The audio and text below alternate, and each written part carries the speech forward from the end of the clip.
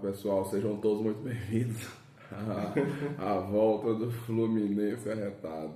Que momento especial nós tricolores estamos vivendo nessa primeira Copa do Mundo de clubes, né? Eu acho que é um momento muito bacana. O Fluminense fez sua estreia no jogo de ontem e nós vivemos ali uma experiência muito divertida, sabe? O que era crítica nas últimas semanas por um elenco que, na nossa opinião, não estava pronto, estava faltando, junto com a mídia batendo, falando que o Fluminense goleado, né? iria ser o time que primeiro cairia dentro dos clubes do brasileiro, e de repente o Fluminense vai lá e só não calou todo mundo porque não venceu, mas jogou bonito, jogou grande. E nós estamos aqui para comentar um pouco desse jogo, falar um pouco da nossa volta. Quero também, mais uma vez, voltar a pedir a vocês que se inscrevam no nosso canal, volte a compartilhar, nos dê essa moral para que a gente possa estar crescendo aqui de novo no YouTube. Estamos muito felizes de estar aqui mais uma vez e voltando num momento, sabe, gostoso. Vamos falar um pouco sobre esse jogo. Vamos juntos. Vamos lá, estamos voltando aqui nesse momento especial, como o Alisson destacou. Traz essa motivação para a gente estar falando de Fluminense, estar comentando Fluminense, mais ainda, né, que as nossas vidas assim no dia a dia é Fluminense. Então, tá voltando para falar desse jogo assim marcante para a gente é muito importante. E aí, como é que a gente vai começar analisando o jogo? Primeiramente, que a galera tava aí desmerecendo o Mundial antes do campeonato, mas é que nem Finlândia falando de Copa do Mundo. Não fala bem porque não tá lá, não sabe o que é viver esse momento especial. Poxa, cara, como a gente queria estar lá nos Estados Unidos vivendo tudo isso, e a gente tá feliz por quem está, que é um momento muito bacana, e a FIFA, de maneira geral, primeiramente na competição, tá sabendo fazer muito bem esse clima, sabe? A galera tá assistindo praticamente todos os jogos, todos os dias. Então, até torcedor lá de Minas tá assistindo a chave aqui do grupo do Fluminense, que na teoria não é tão interessante.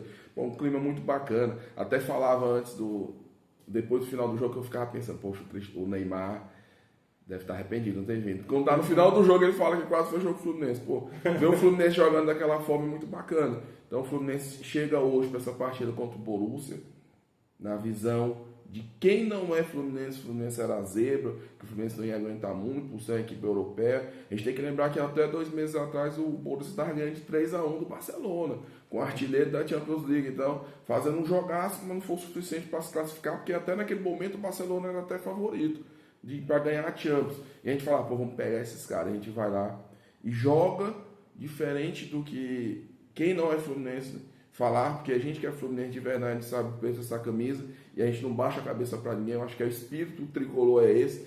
Quando deu na semana do jogo era vamos ganhar do Borussia e vamos para cima, e todo mundo acha que esse cara tá ficando doido. Não, doido não, é Fluminense. Fluminense é gigante. E o Fluminense, acima de tudo, levou esse espírito que a torcida tinha. Eu acho que nada representa tanto esse sentimento do que a torcida brigando pelo Samuel Xavier contra o Ian Couto, faltando dias poucos o jogo, todo mundo, é Samuel Xavier, acabou, não interessa quem é. Porra, ali juntou, o sentimento é esse.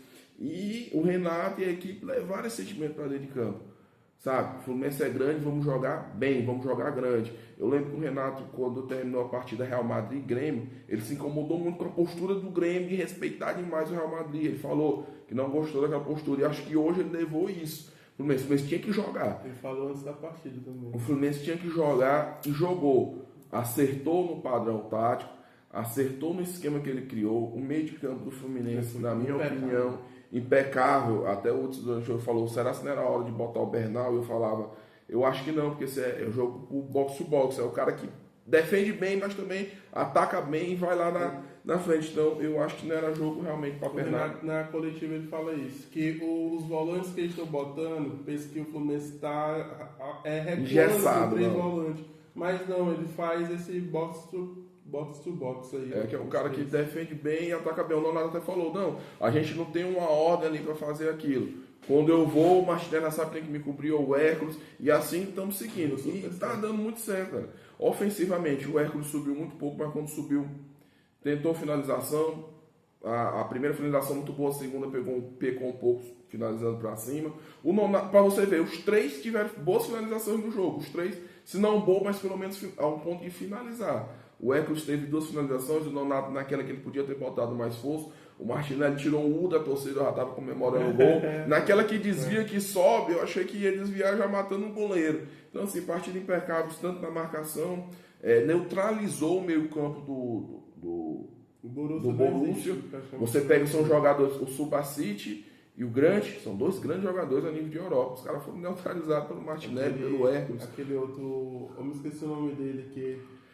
Deixa eu ver aqui o nome dele aqui. Poxa, foram neutralizados total, entendeu? Os 2 lateral da equipe do Borussia pouco apoiaram, porque estava toda hora sendo espetado, entendeu? Seja pelo Arias, seja pelo próprio Canóbio, que fez... Se falta no Canóbio algo a mais, uma progressão de jogada, cara, não falta e sobra muito à vontade. Isso aí foi muito importante em questão de marcação, o desempenho tático, sabe? Depois que ele saiu, a gente olhou e falou, cara, o Canóbio estava sendo importante mesmo. A gente critica ele num terço ali de ataque, porque ele é atacante, mas quando ele saiu do campo, a gente sentiu que o meio campo já dali teve uma quebra. Depois que ele tira o Martinelli, a gente já viu uma quebra maior com o Lima.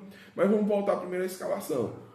Acho que vamos começar pela zaga, mas dando destaque os jogadores do Borussia, os caras que tem esse brand, são jogadores jovens. Durante a transmissão estava destacando isso, que é uma média de idade de 24 anos, os caras do Borussia. Destacam bem aí em Champions League, que é o Brandio, a ADM, o artilheiro da Champions lá deles, que é o Guirassy, mas todos eles praticamente não existiram na partida, né? Muito mérito do Fluminense. Interessante que o centroavante deles é um centroavante muito alto, tem uma bola aérea muito forte. E durante a semana o Renato disse que treinaria o Fluminense de uma forma que evitaria que essa bola chegasse de maneira aérea boa. E praticamente não teve cruzamento. Foi um negócio incrível. Porque até a vista que o Renato deu foi exatamente a leitura que ele fez perfeita do jogo. Eu acho que a imprensa até de alemão, vi que alguns se surpreenderam, mas a equipe do Borussia Dortmund não. Surpreendeu não. A gente esperava ver um Fluminense grande e viu.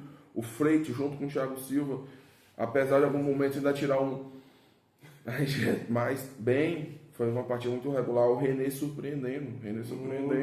Se falta uma qualidade absurda na hora de apoiar, cara, a regularidade dele e a constância dele, defensiva e até mesmo de apoio, eu acho que falta uma qualidade sim. Teve um momento do cruzamento que ele podia ter cruzado bem, tá no final do jogo, que ele chega inteiro passando ali pelo Serna. No começo do jogo tem uma finalização que ele finaliza para cima, mas assim, em geral a partida é muito boa. Samuel Xavier, se tem um problema dele defensivo, é um cara que compensa com muita postura, sabe? Não baixa a cabeça para ninguém, vai para cima, brigando, tentando, apoiando.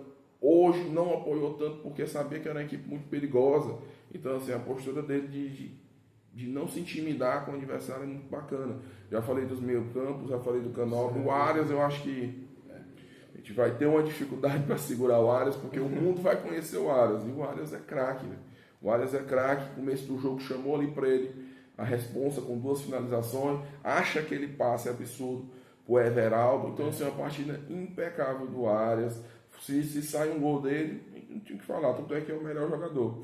Para finalizar, o Everaldo, que fez uma partida ok, tecnicamente importante. Fez a pressão da forma que ele faz. A gente sabe que poderia ser alguém fazendo uma pressão melhor no goleiro e na zaga, porque eles são bem atrapalhados, se tivesse a pressão. Mas, importante, fez alguns pivô bem, os poucos pivô bem que ele fez, segurou e ajudou o time a sair de trás.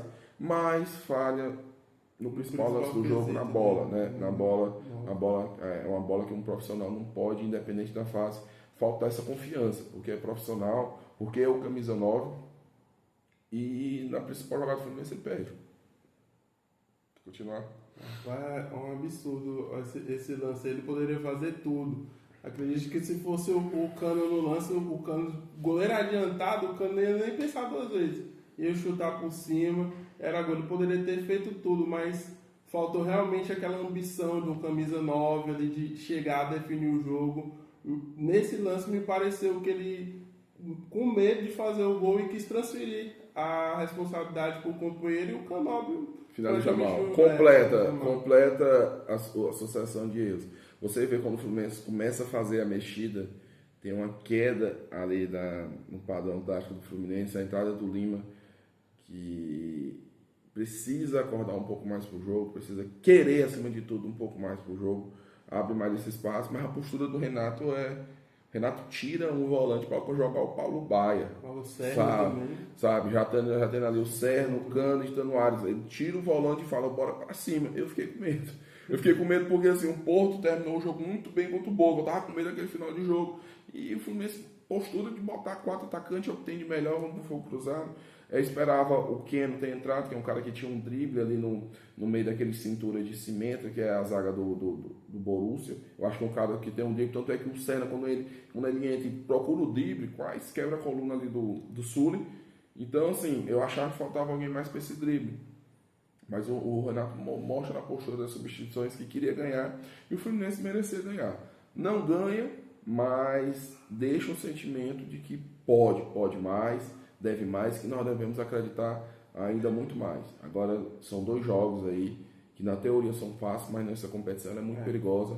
Então o Fluminense tem que tomar essa postura que ele teve hoje, respeitar os adversários e vencer esses 2 jogos, que a gente tem que pensar, já está no mata-mata, está entre os melhores e seguir. Eu acho, como eu costumei dizer durante a Libertadores, Jesus ordenou Josué que quando ele fosse derrubar a muralha impossível de Jericó, que o povo desse 7 voltas. É um trecho até que o Felipe Melo fala. E literalmente são 7 voltas que nós temos que dar para derrubar essa muralha, que é impossível.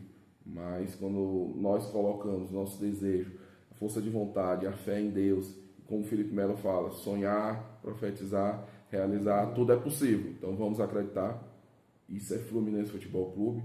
O mundo nem imagina o que está por vir. Nós iremos assustar o mundo e eu acredito muito, eu tenho muita fé nisso. Tomara que dê tudo certo. Eu sou um pouco pé no chão, sou muito jogar jogo. Eu acredito que o próximo jogo que o Fluminense vai pegar o time da Coreia do Sul, a gente tem que fazer um saldo bem, que saldo vai ser importante. Já pensando na primeira colocação do grupo, o Mamelodi ganhou deles de 1-0, não ficou uma diferença de saldo diferente. Então acho que essa questão do saldo de gol vai ser importante. A gente pensando no grande, passar em primeiro nesse grupo. Então acredito que o Fluminense deve vir focado, importante para ganhar os dois jogos, mas também dessa prioridade, principalmente no próximo jogo, que aparentemente a equipe mais assim dita fraca do grupo é o time da Coreia do Sul. Espero que dê tudo certo para a gente aí passar com 7 pontos e em primeiro lugar nessa competição. Vamos juntos.